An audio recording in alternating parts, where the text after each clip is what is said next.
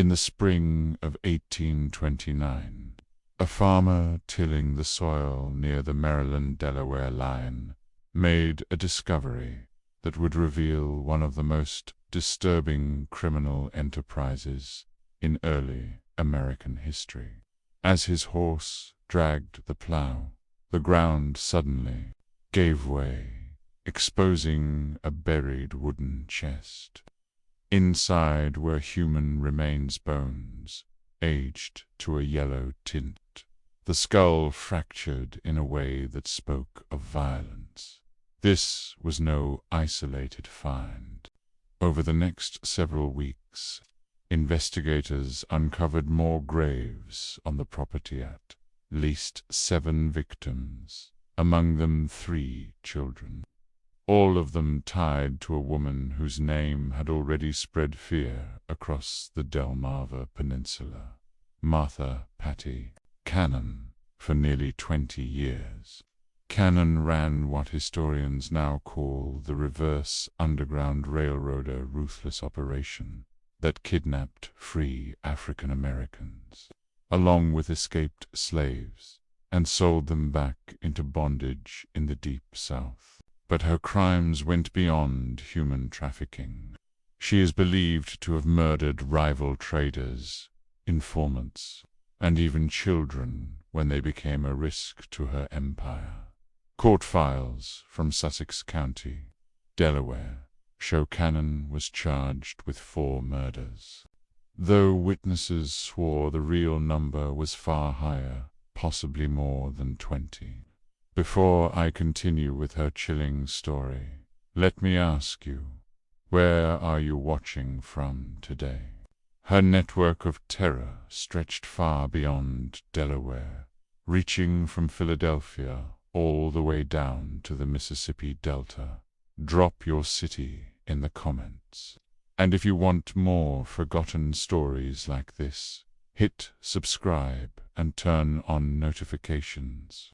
These shadows of history should not be forgotten. The grim discovery of those bodies began to unravel a criminal ring that had thrived for more than a decade, protected by jurisdictional loopholes, racial prejudice, and the tragic fact that its victims were people whose lives white society often ignored. The setting of Cannon's operation was perfectly suited for crime. What is now the town of Reliance sat right at the crossroads of 3 jurisdictions: Sussex County in Delaware and Caroline and Dorchester counties in Maryland. A fugitive could evade lawmen simply by stepping across an invisible line. The region itself was remote, dense pine and oak forests, swamps, and only scattered farms, miles apart.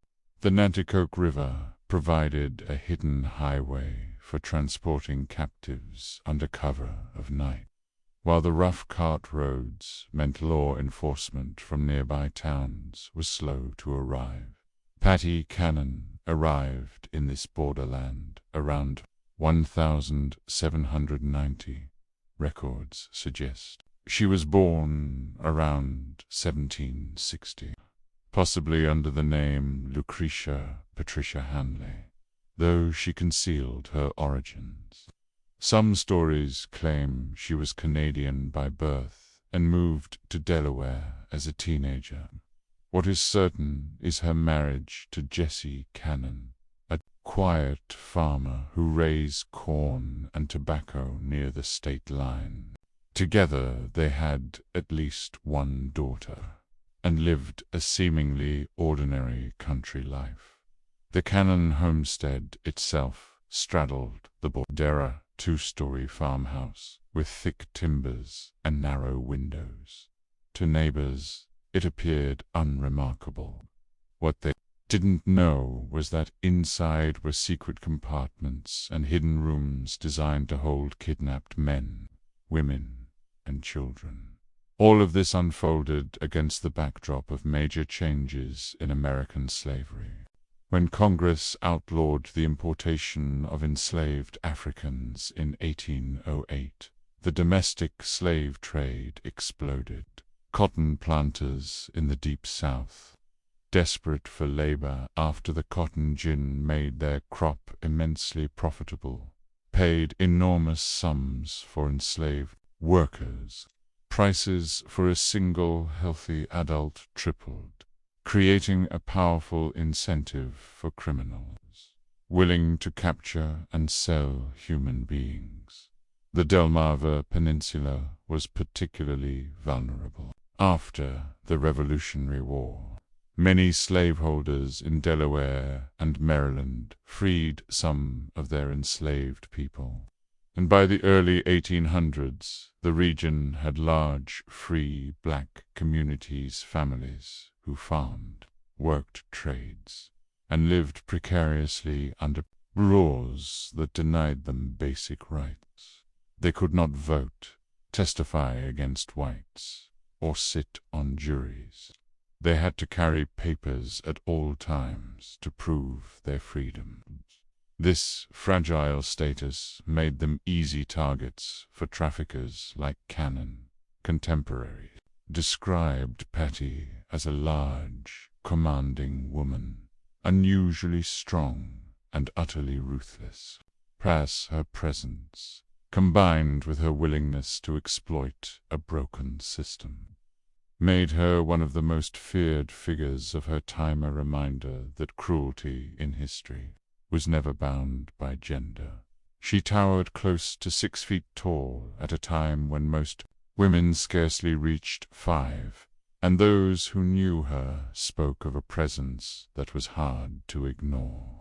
Her voice, deep and commanding, carried a weight that could silence a room, and when angered, her temper often turned violent. Around 1826, her husband Jesse died under circumstances that raised more questions than answers. Whispers spread that she had poisoned him, though nothing was ever proven.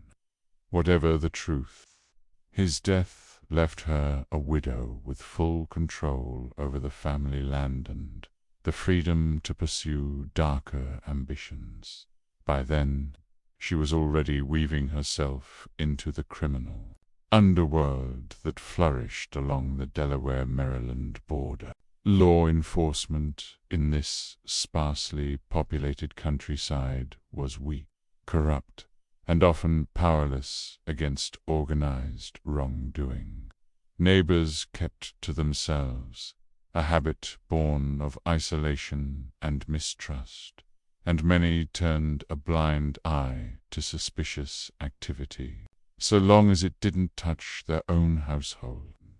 That silence and indifference would become the perfect shield, allowing Patty Cannon's operations to grow in secrecy for decades. Her shift from widow to ringleader was accelerated by her daughters' marriages. Both of the young women wed men with reputations as slave kidnappers. The first, Henry Brighton, worked as a blacksmith, a trade that gave him legitimate reasons to travel from farm to farm.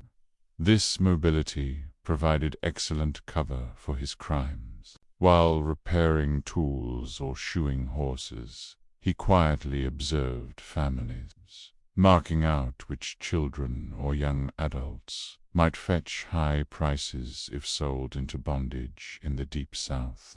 His methods were simple yet devastating. Promises of employment, sudden abductions, or outright force in lonely backroads. Many desperate parents believed they were sending their children toward opportunity, not realizing they were delivering them into slavery. In 1811, Brighton was jailed in Georgetown, Delaware, for kidnapping, but managed to break free the very same year. Soon after, the Cannon family's involvement escalated to murder. Working with Patty and an accomplice named Joseph Griffith, Brighton lured a slave trader known as Rigdal to Cannon's tavern. Their plan was chilling: get him drunk, rob him of his money and enslaved people, then eliminate him to cover their tracks. Contemporary reports reveal the man carried between $3,000 and $5,000 of fortune at the time. After an evening of heavy drink, the conspirators followed him to his room. Neighbors later recalled hearing a struggle, then a gunshot. By morning, Rigdal was dead, his money vanished, and his wagon stolen. His body was hurriedly buried on Cannon land, beginning a grim tradition of using the property as a graveyard for victims. Though Brighton and Griffith were eventually captured and hanged in 1813, Patty herself slipped away from punishment. Rather than being deterred, she seemed to learn from the failure. Success in crime required structure, planning, and stronger alliances. That alliance came when her daughter remarried, this time to Joseph Johnson. Unlike Brighton, Johnson wasn't just a brute opportunist, he was a strategist. He had business connections across the South, capital to invest, and an understanding of how to move captives through an underground network. His greatest contribution was the acquisition of a tavern straddling the Delaware-Maryland state line. This establishment, later notorious as Joe Johnson's Tavern, was a criminal's dream, because the building physically stood in 2 states. Fugitives could exploit jurisdictional loopholes, slipping from Delaware to Maryland in a single step, and frustrating pursuing sheriffs. Outwardly, it was a respectable business, serving food, drink, and lodging. In reality, it was the hub of an expanding trafficking empire. Hidden chambers and cellars were used to confine captives until they could be transported south. It also became a meeting point where thieves, kidnappers, and smugglers convened under the guise of ordinary travelers. The tavern's design reflected its double life: public rooms bustling with legitimate trade, and secret spaces engineered to conceal human cargo. With this base of operations and her growing network, Patty Cannon was no longer just an accessory to crime. She was the architect of one of the most ruthless enterprises of her era. The upper floor of the building looked entirely ordinary, welcoming in with a common hall for travelers, a bar that served drinks, and several guest rooms for paying lodgers. Yet beneath this respectable exterior lay a hidden world. A network of cellars and narrow tunnels had been carefully designed to conceal kidnapped individuals. Access to these underground chambers was gained through cleverly disguised entryways, and their construction ensured that cries for help would not escape. Iron rings fastened into stone walls held heavy chains, while narrow air vents allowed prisoners to breathe without risk of suffocation during long periods of captivity. The crew that gathered around Patty Cannon and her associate Johnson was strikingly varied for the early 1800s.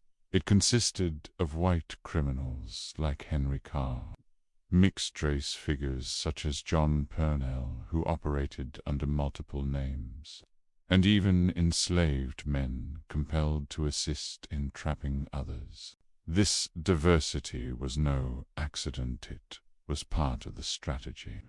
Black members of the gang could approach unsuspecting targets without drawing immediate suspicion. while white members conducted the final sales with wealthy buyers in the Deep South. One of the most valuable members was John Purnell, often described in court records as a yellow man or mulatto. His heritage allowed him to blend into both white and African American communities, adopting whichever role best suited the moment. He carried several false identities, sometimes posing as a free black laborer looking for work, other times passing as a light-skinned white man conducting legitimate business.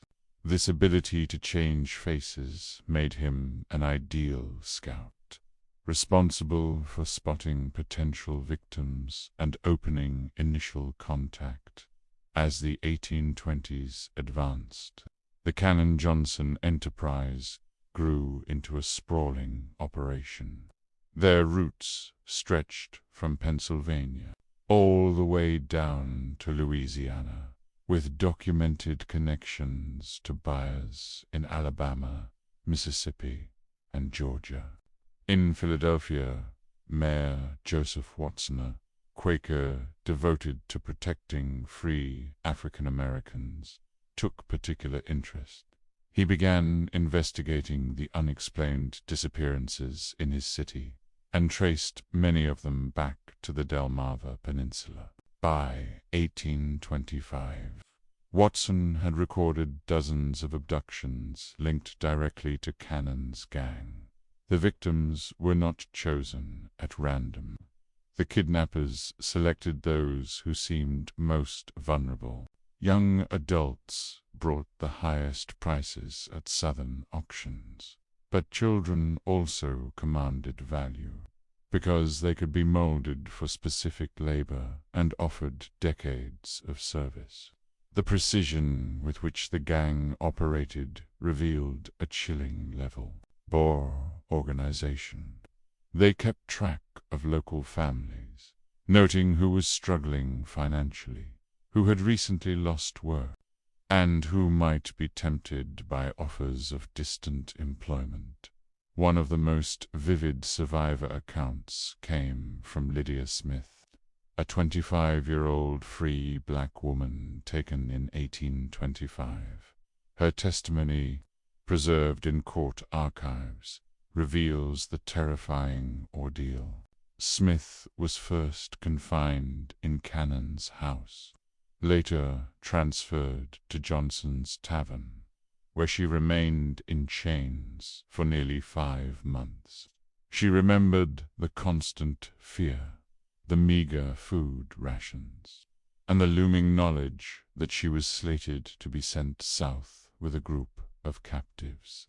Only her rescue by Mayor Watson's network spared her from a lifetime of enslavement. Smith recounted how she was seized while walking alone on a road near Philadelphia, overpowered and forced into a wagon bound for the Maryland-Delaware border.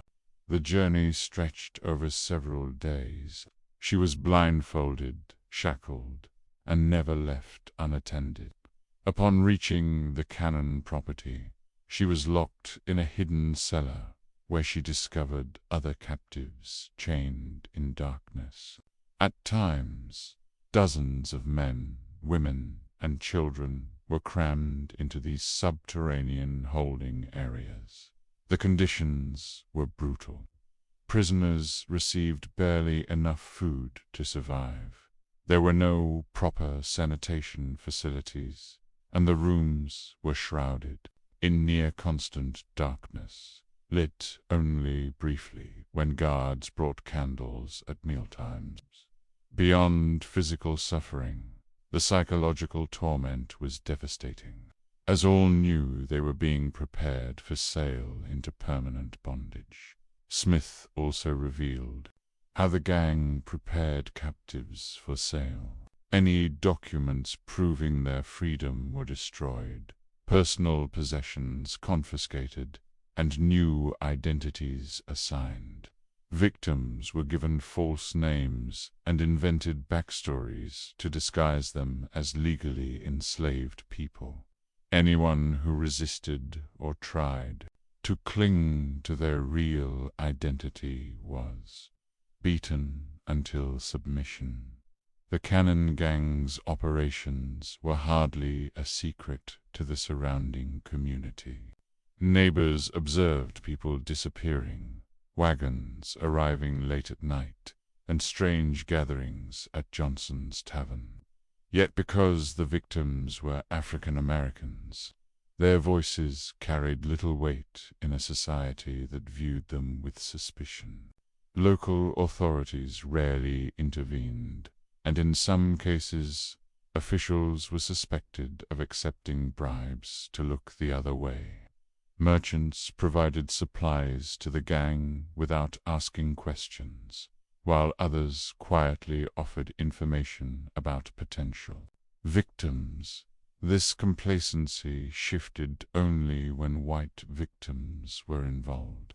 The gang occasionally targeted slave traders traveling through with large amounts of cash, robbing and sometimes murdering them. These men, though engaged in the legal slave trade, were white Southerners, and their disappearances drew far more attention than those of free black citizens. The first such incident surfaced around 1820, when a trader from Georgia variously identified as Bell or Miller vanished while moving through the area. He was rumored to have been carrying as much as $35,000 to purchase enslaved people. His last known stop was Cannon's establishment, and later investigators discovered that his horse had ended up in her possession. When questioned, Cannon claimed the man had sailed south with a shipment of captives. Authorities, however, found the explanation unconvincing. By the disappearance of a Georgia slave, dealer signaled the beginning of a pattern that would eventually unravel the Cannon-Johnson gang's entire operation.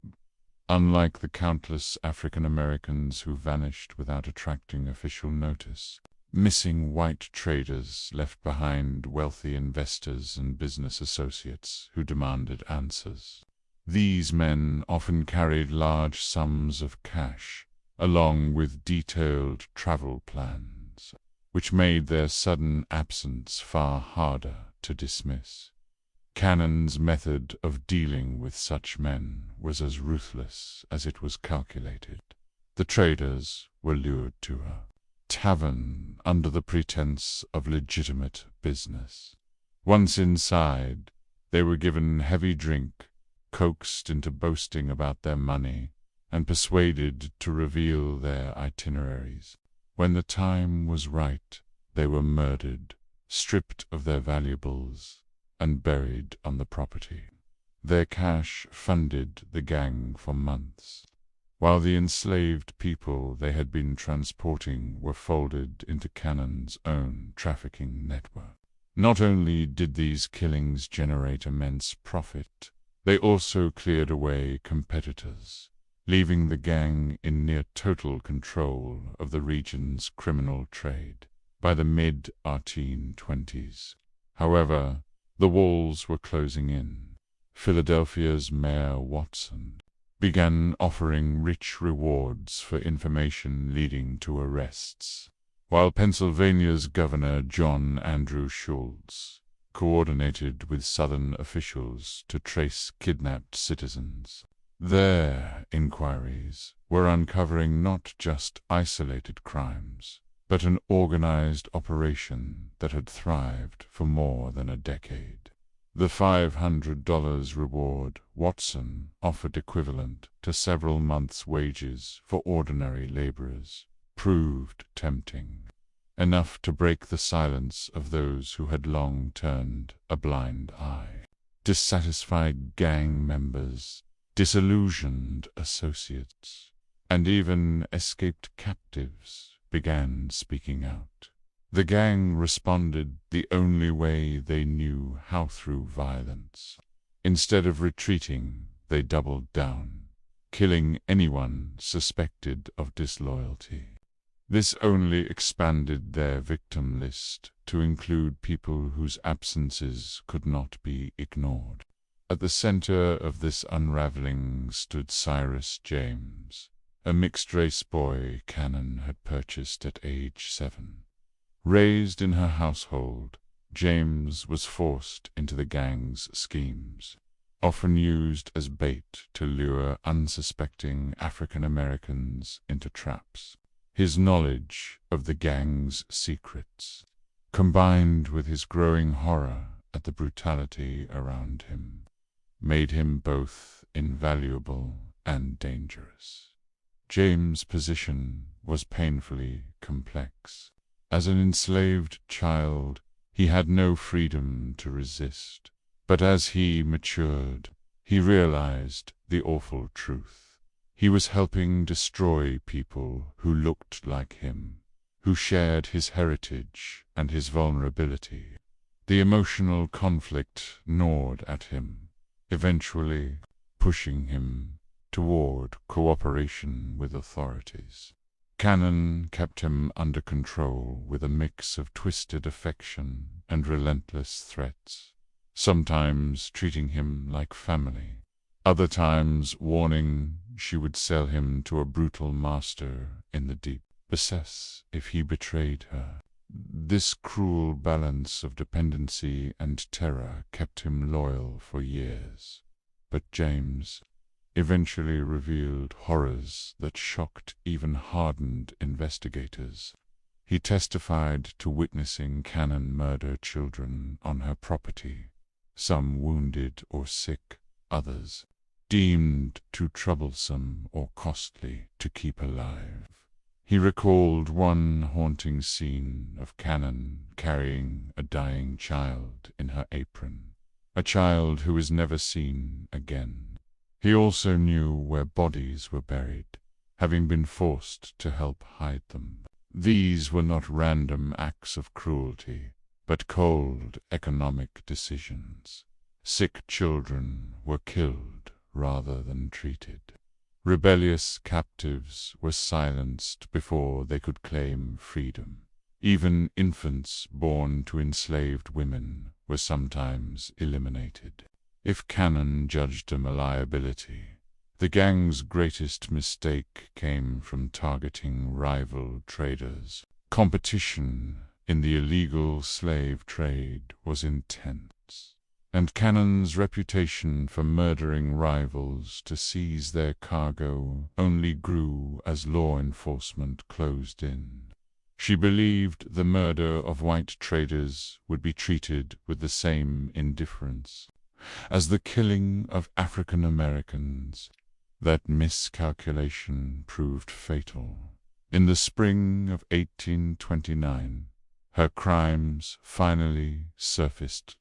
A tenant farmer plowing a newly cleared field on Cannon's land struck a buried chest when his horse stumbled. Inside were human remains later identified as those of the Georgia trader who had vanished nearly a decade before. It was the first bund of many grim discoveries that would bring Cannon's empire crashing down. The shocking discovery set off a chain reaction that would unravel one of the most feared criminal enterprises in early America. The tenant farmer who first unearthed the remains had been plowing a piece of low-lying ground Cannon had rented out. For years, the field was left fallow because of frequent flooding, but a dry spell had finally made it usable. When his horse suddenly plunged into soft earth, the farmer assumed he had struck a sinkhole, or perhaps the rotted boards of an abandoned well. But when he dug deeper to free the animal, he uncovered something far more sinister: wooden chest containing human bones. The box was remarkably intact, its dimensions matching the frame of a body with unsettling precision. This was not the work of a hasty burial, but evidence of a calculated system of disposal refined over years. Though the bones showed age, the chest itself seemed freshly sealed, suggesting it had not been in the ground for long.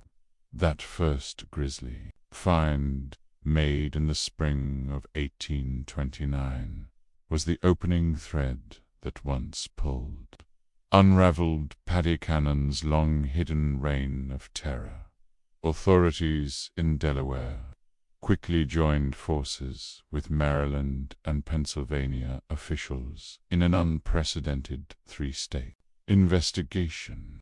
Sheriff Joseph Houston of Sussex County led the effort, backed by broad search warrants that gave investigators the legal authority to dig anywhere on Cannon's properties. For the first time, the gang's clever manipulation of jurisdictional loopholes would no longer protect them. Then came the turning point.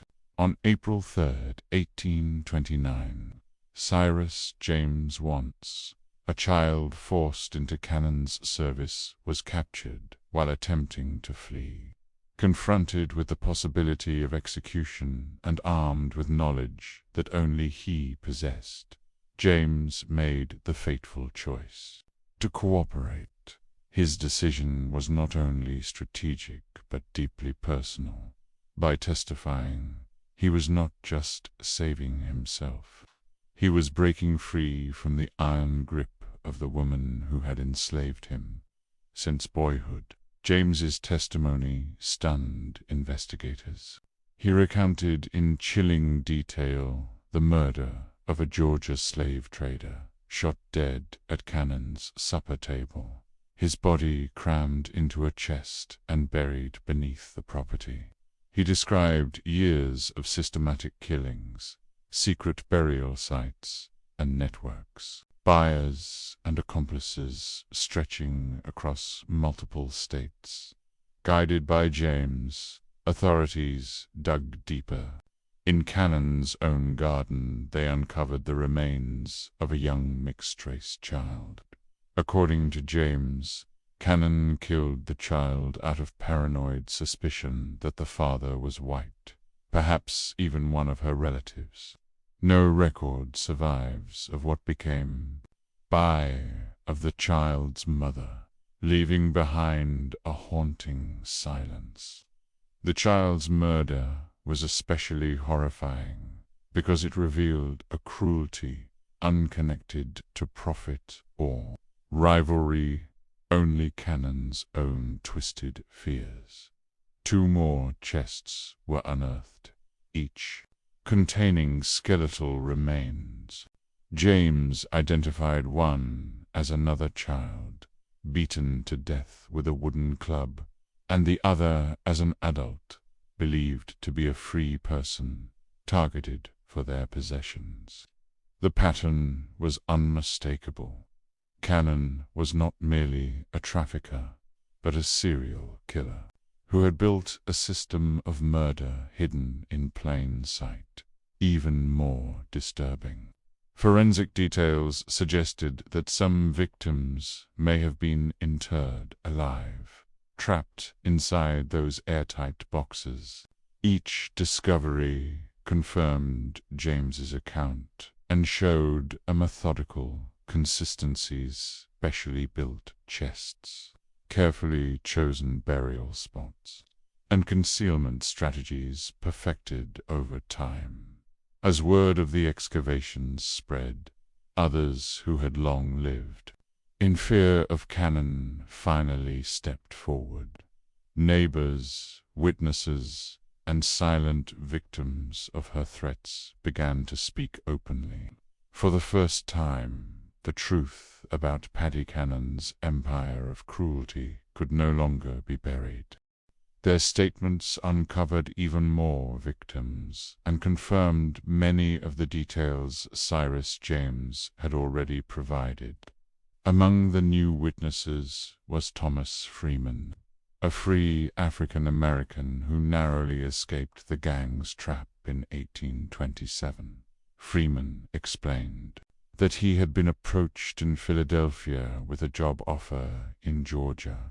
The man who approached him appeared respectable, promised good wages, and even offered free transportation south. At first, the offer seemed completely genuine, but as the journey went on, Freeman noticed inconsistencies in his escort's story and began to fear for his safety.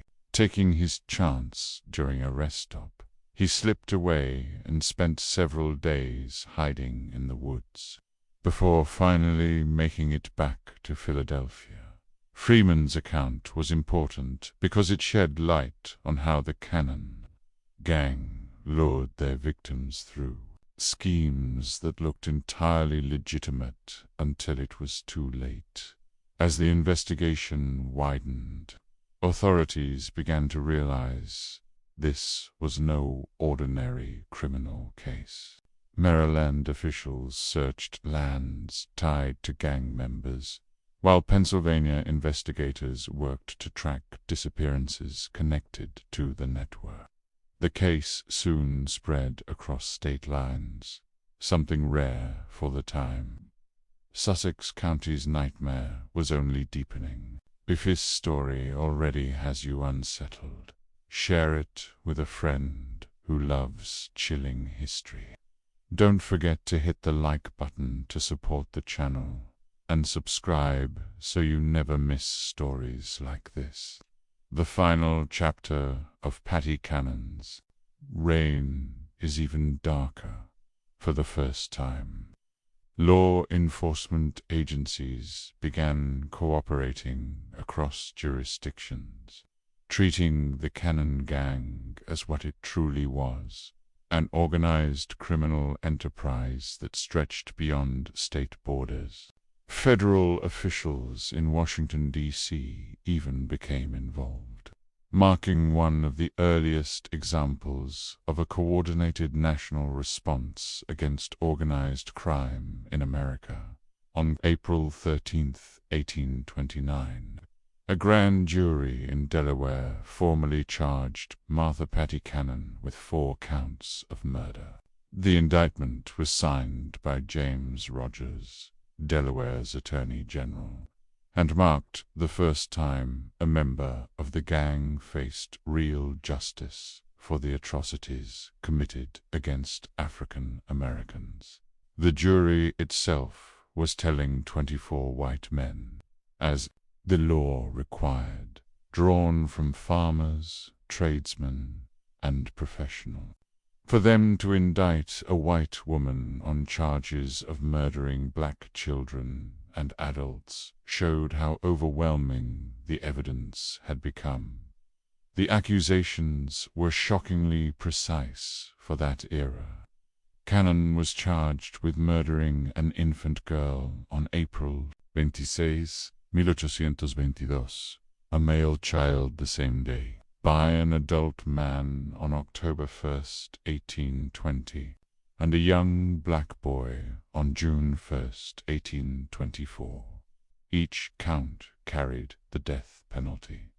Unlike many cases of the period, which relied only on word of mouth, this one was built on physical evidence, multiple witnesses, and insider testimony from Cyrus James Pick himself. James's testimony was the cornerstone of the case. Forced into crime as a boy, he was now the key to bringing down the woman who had terrorized the border region for decades. He led investigators to hidden burial grounds and provided unmatched details of the gang's crimes. The prosecution, led by Attorney General Rogers, recognized the case's significance.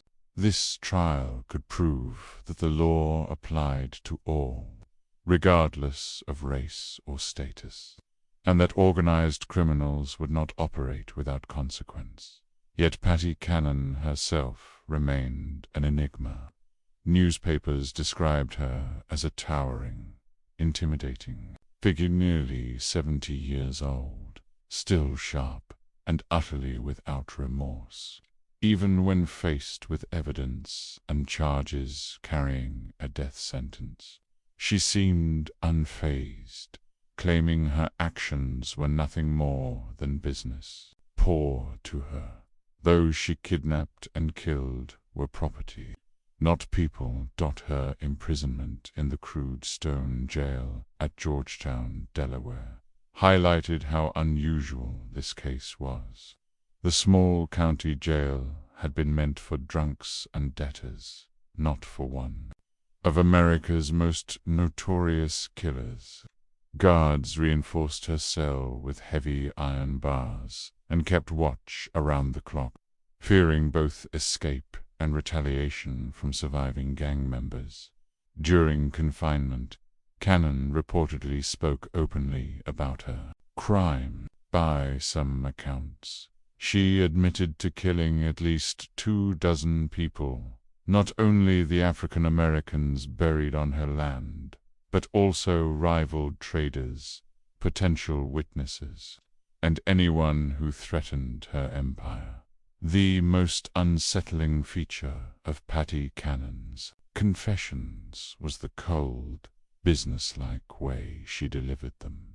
She spoke of murder not as a moral wrong, but as a practical matter, recounting the deaths of men, women, and even children with the same indifference one might use when discussing livestock.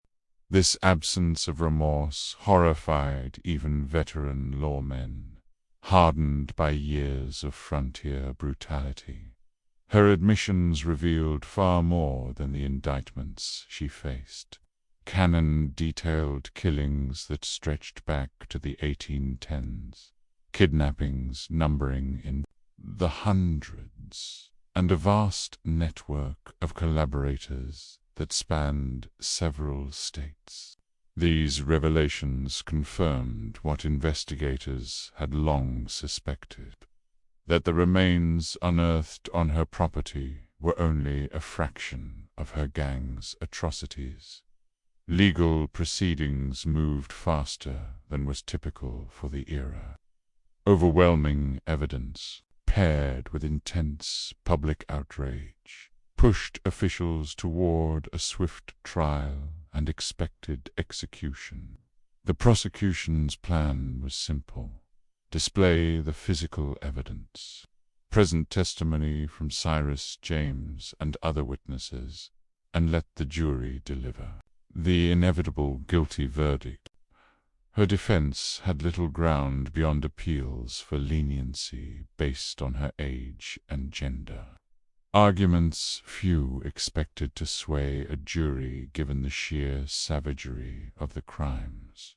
The trial was scheduled for late May of 1829, with jury selection to begin the week prior. The case drew widespread attention, with legal observers arriving from across the mid-Atlantic and newspapers from Philadelphia to Baltimore preparing extensive coverage. Many considered it the most important criminal trial in Delaware's history. But Cannon never made it to court. On May 11, 1829, just weeks before her likely section guards discovered her lifeless body in her Georgetown jail cell, the official report declared suicide by poison, though how she obtained it remained uncertain. A small vial found hidden in her clothing suggested arsenic, and rumors swirled that sympathizers had smuggled it to her, or that she had been stockpiling substances for weeks. Some believed Cannon had planned this outcome from the moment of her arrest. Having seen the execution of her daughter's husband, she knew the public humiliation awaiting her if convicted. Choosing to end her own life allowed her to control her fate until the last moment. Yet her suicide denied victims' families the justice they longed for, even as it closed one of America's most notorious criminal enterprises. Her death effectively dismantled the reverse underground railroad that had plagued the Delmarva Peninsula for nearly 20 years. Authorities scrambled to continue the investigation. But without her testimony, many details of the gang's full reach were lost. Her closest allies largely escaped punishment. Joseph Johnson, her son-in-law, fled south to Alabama or Mississippi, likely resuming his criminal trade beyond Delaware's jurisdiction. His brother Ebenezer also vanished into the deep South. Lawmen made token efforts to pursue them, but the distances and legal obstacles of the time made prosecution nearly impossible. The only figure left to face authorities was Cyrus James, the enslaved youth forced into Cannon's schemes.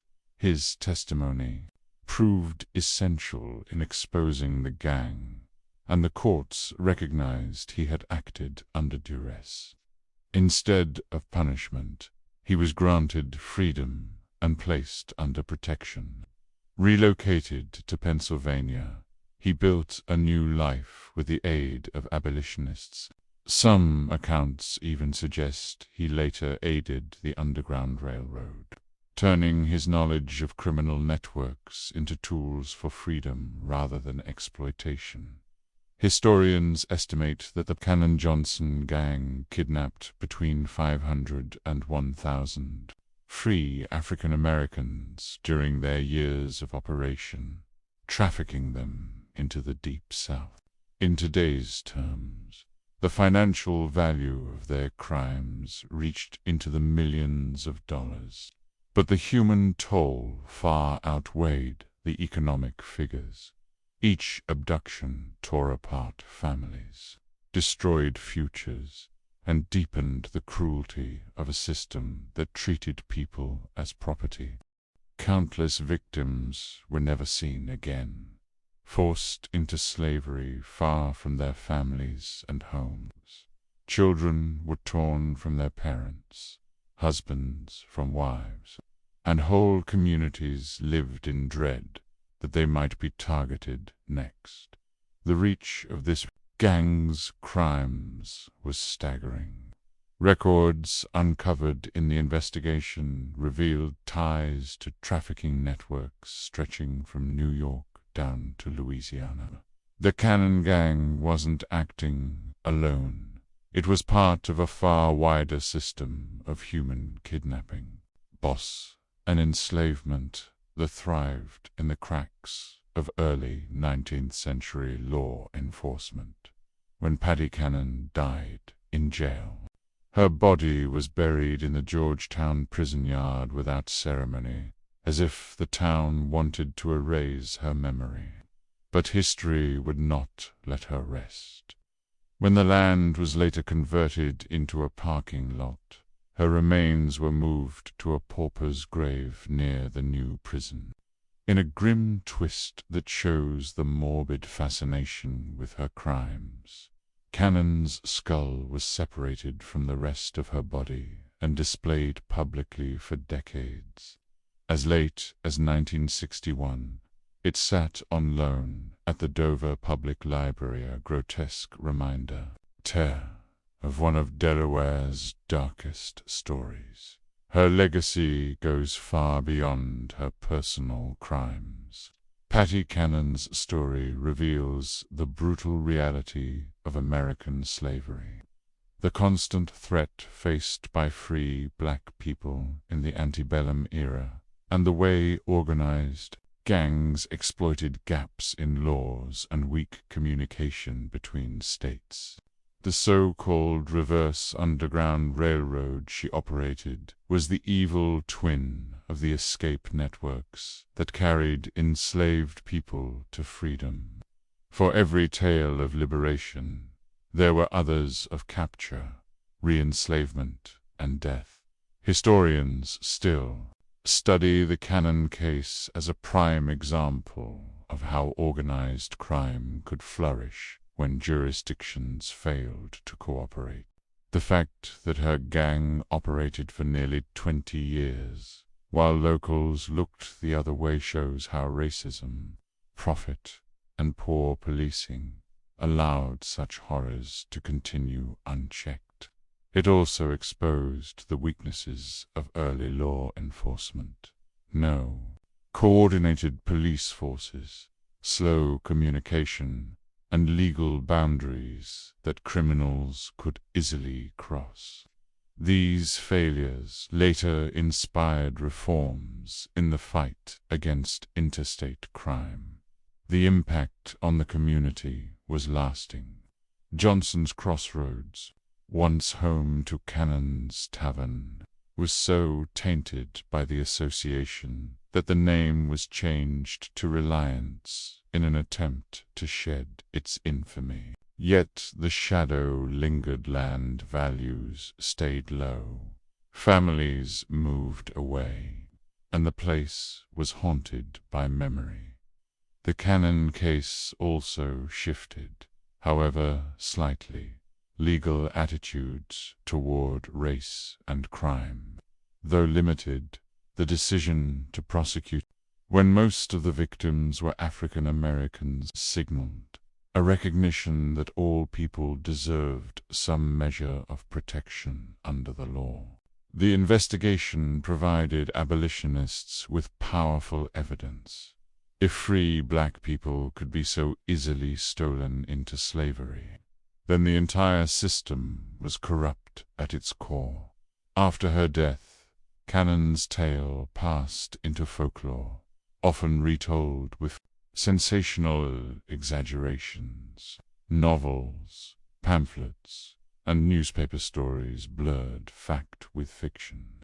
With George Alfred Townsend's 1884 novel, The Entailed Hat, becoming the most famous fictionalized version.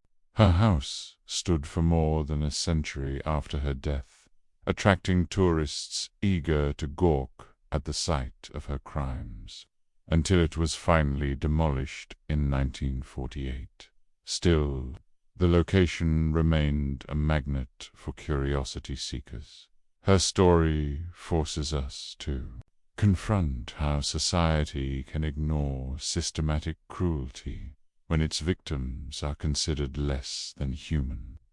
Cannon was stopped only when her crimes began to touch white slave traders, whose disappearances could not be dismissed. The same justice system that long failed to defend free black families acted only when white financial interests were at stake. The Patty Cannon saga endures as a chilling reminder of human cruelty, the dangers of apathy, and the need for communities to stand against injustice. It also preserves, however faintly, the memory of the hundreds who vanished into bondage, souls whose suffering must never be forgotten. So what do you think? Do you believe history has revealed the full scope of her network? Or were there far more victims whose stories remain lost? The evidence suggests Cannon's reach extended much farther than the Delaware-Maryland border, raising questions that may never be fully answered. If this tale gripped you, and you want to hear more hidden horrors from America's past, don't forget to subscribe, hit that notification bell, and share this story with someone who loves forgotten true crime. Join me next time as we uncover another terrifying chapter from the shadows of history.